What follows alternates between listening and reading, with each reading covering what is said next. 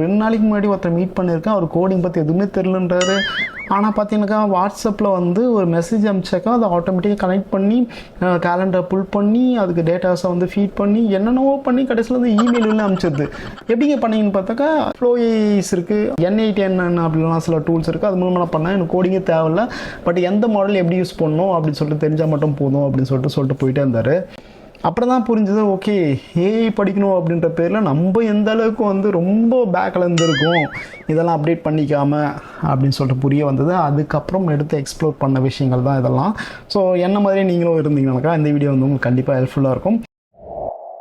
So நம்ம யூஸ்வலாக பண்ணுவோம்ல, மாடல் போயிட்டு ஐடென்டிஃபை பண்ணது எந்த மாடல் எதுக்குன்னு சொல்லிட்டு ஐடென்டிஃபை பண்ணி அதை டவுன்லோட் பண்ணி அதுக்கு டேட்டாவை வந்து கரெக்டாக ஃபீட் பண்ணி அதை ட்ரெயின் பண்ணி அதுக்கப்புறம் எங்கே டிப்ளாய் பண்ணுதுன்னு தெரியாமல் அதை முடித்து எப்படி டிப்ளாய் பண்ண முடியும், அதுக்கு வந்து தனி சர்வர் வேணும். மொபைல்லையும் போட முடியாது. மொபைலில் போட்டால் அவ்வளோ பெரிய மாடல் கிட்டத்தட்ட 1 GB மாடல் எப்படி மொபைலில் வந்து ஷிப் பண்ண முடியும்? டவுன்லோட் பண்ணதான் யூஸரும் டவுன்லோட் பண்ண மாட்டாங்க. ஸோ இதெல்லாம் ரொம்ப காம்ப்ளிகேட்டடாக இருக்குது. ஸோ அதுக்கப்புறம் தான் இவங்ககிட்ட பேசும்போது தான் தெரிஞ்ச சில விஷயங்கள், ஓகே இதெல்லாம் தேவையே இல்லை. இப்போ எல்லா ஆர்கனைசேஷனும் என்ன பண்ணிகிட்டு இருக்காங்க அப்படின்னாக்கா ஓப்பன் ஏஐ இருக்குல்ல, ஓப்பன் ஏஐ, க்ராக், அதுக்கப்புறம் வந்து ஜெமினாய். ஸோ இது போல் வந்து அந்த பேஸ் மாடலை வச்சுட்டு அவங்ககிட்ட பே பண்ணிக்கிறாங்க போல இருக்குது. பே பண்ணிவிட்டு அதுக்கப்புறம் அதுக்கு மேலே உங்கள் டேட்டாவை வச்சு, அதாவது ஒரு ஆர்கனைசேஷனோட டேட்டாவோ இல்லை உங்கள் பர்சனல் டேட்டாவோ அதுக்கு மேலே வச்சு ட்ரைன் பண்ணி அந்த பர்டிகுலர் மாடலை வந்து டைரெக்டாக அங்கேருந்தே ஆக்சஸ் பண்ணிக்கிறாங்க. அதாவது தனியாக கூட டிப்ளாய் பண்ணல போல இருக்குது.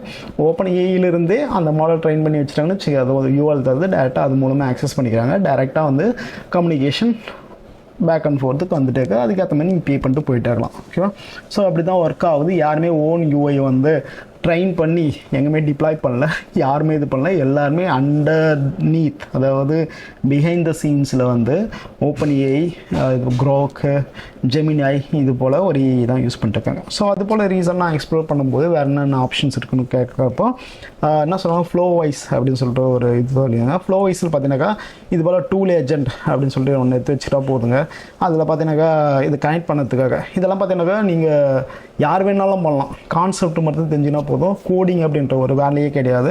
ஜஸ்ட் வந்து ட்ராக் அண்ட் ட்ராப் தான். இங்கே போயிட்டு அந்த என்னென்ன டூல்ஸ் எதுக்கு யூஸ் பண்ணோம் அப்படின்னு சொல்லிட்டு தேடி ஜஸ்ட் ட்ராக் அண்ட் ட்ராப்பிங் பண்ணிவிட்டு இங்கே பார்த்தீங்கன்னா டூல் ஏஜென்ட் வச்சுருக்கேன். அது பார்த்தீங்கன்னா டூல்ஸ், மெமரி, அப்புறம் டூல் காலிங், சேட் மாடல்ஸ், அப்புறம் வந்து 2-3 இருக்குது. இதில் வந்து இது தேவையில்லை அப்படின்னு சொல்லிட்டு நான் வச்சுருக்கேன். இப்போ சிம்பிளான சேட் மாடல் இது பண்ணதுக்கு சேட், அதாவது சேட் ஓப்பன் ஏஐ அப்படின்னு சொல்லிட்டு ஒரு இங்கே ஒரு இது இருக்குது, வெட்ஜெட் இருக்குது. அதை போட்டுட்டு இதில் வந்து அந்த க்ரெடென்ஷியல்லாம் இங்கே வச்சு கான்ஃபிகர் பண்ணிவிட்டு என்ன பண்ணுறேன், இதை தூக்கி இந்த கனெக்ஷன் தூக்கி இதுக்கு இன்புட்டாக கொடுத்துறேன். இது வந்து இன்புட்டாக இதோட அவுட்புட்டாக ஓகே. இப்போ வந்து சேட் மாடல் இது கூட வந்து ஒர்க் அவுட் ஆச்சு. நெக்ஸ்ட் வந்து இதுக்கு மெமரி வேணும்ல, அதாவது நீங்கள் ப்ரீவியஸாக என்ன கான்வர்சேஷன் பண்ணீங்க அப்படின்னு சொல்லிட்டு உங்களுக்கு மெமரி வேணும் அப்படின்னாக்கா நீங்கள் போய்ட்டு பஃபர் மெமரி இருக்குது, அதை போய்ட்டு நீங்கள் பஃபர் மெமரி அப்படின்னு சொல்லிட்டு வந்து போட்டு இதோட அவுட்புட் எடுத்து இதோட இன்புட்டை குத்தணும். நெக்ஸ்ட் வந்து டூலு, அதாவது உங்கள் ஜீராவை ஆக்சஸ் பண்ணணும். உங்களோட ஜீரா போர்டு இருக்குது, அந்த ஜீரா போர்டு நான் ஆக்சஸ் பண்ணோம் அப்படின்னாக்கா ஜீராக்குன்னு ஒரு ப்ளக்இன்ஸ் இருக்குது. அப்படியே அது இன்னும் பண்ணி தந்து போட்டுட்டு அதுக்கு கனெக்ஷன் பண்ணி எந்த ஹோஸ்ட்டோ அந்த ஹோஸ்ட்டு கூட கனெக்ட் பண்ணி என்னென்ன டைப் அதுன்னு ஸ்க்ரோல் பண்ணிட்டு அந்த டூல்ஸ் எடுத்து இங்கே போட்டு அவ்வளோதான். இது போட்டுட்டு இங்கே எக்ஸிக்யூட் பண்ணிங்கன்னு வச்சிங்கன்னா யுவர் ஏஐ இஸ் ரெடி. நீங்கள் அப்படியே நீங்கள் என்ன பண்ணலாங்க, அப்படியே சூப்பராக போயிடலாம். இந்த ஃப்ளோ வைஸ் வச்சா N8N வந்து பார்த்தீங்கன்னா ஸ்டார்டிங்லேயே காசு இருக்கிறதுனால ஒன்றும் நான் அதை ட்ரை பண்ணல. ஸோ இந்த 2 டூலையும் நீங்கள் கண்டிப்பாக மறக்காமல் ட்ரை பண்ணுங்கள். ஒன்று வந்து N8N, இன்னொன்று வந்து ஃப்ளோ வைஸ் ஏஐ. அதுக்கப்புறம் பார்த்தீங்கன்னா கிளேட் அப்படின்னு சொல்ல ஒரு ஏஐ இது இருக்குது. எனக்கு இப்போ தான் தெரியும். ஆக்சுவலாக என்ன சொல்கிறாங்க அப்படின்னாக்கா எக்ஸ்பர்ட்ஸ் வந்து கிளேடும் ப்ளஸ் ஓப்பன் ஏஐயும் ஆல்மோஸ்ட் லைக் எ காம்படிட்டர் அப்படின்ற மாதிரி தான் போயிட்டுருக்காங்க. ஸோ இது பேசுறதுக்கு முன்னாடி நம்மளுக்கு ஒரு விஷயம் வந்து கிளியராக தெரிஞ்சிடும். ஒன்று வந்து ஏஐ மாடல், ஒன்று வந்து ஏஐ ஏஜென்ட். ஏஐ மாடல்னாக்கா ஜஸ்ட் இந்த ChatGPT மாதிரி நம்ம ஏதாச்சும் ரெக்வஸ்ட் கொடுத்தோம்னாக்கா அது ரெஸ்பான்ஸ் வந்து அப்படியே உங்களுக்கு டிஸ்பிளே பண்ணோம், நீங்கள் அப்படியே படித்து தெரிஞ்சுக்கலாம்.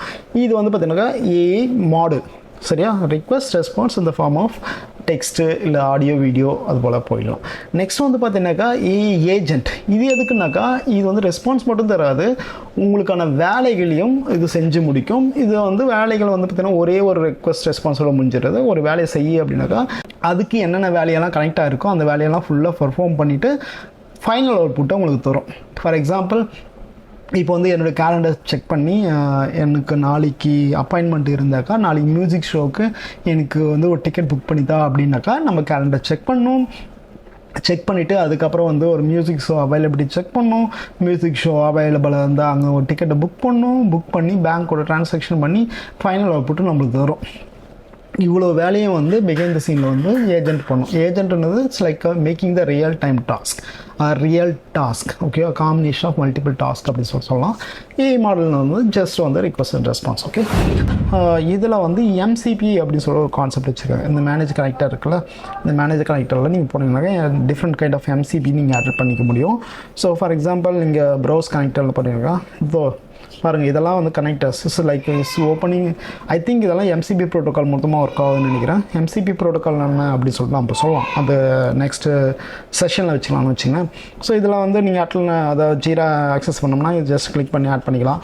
அதே போல் டெஸ்க்டாப்பில் வந்து பார்த்திங்கன்னா நிறைய விதமான எம்சிபி திங்ஸ் எல்லாம் இருக்குது. இதில் வந்து ஃபைல் சிஸ்டம் என்னது ரொம்ப இம்பார்ட்டன்ட் நினைக்கிறேன்.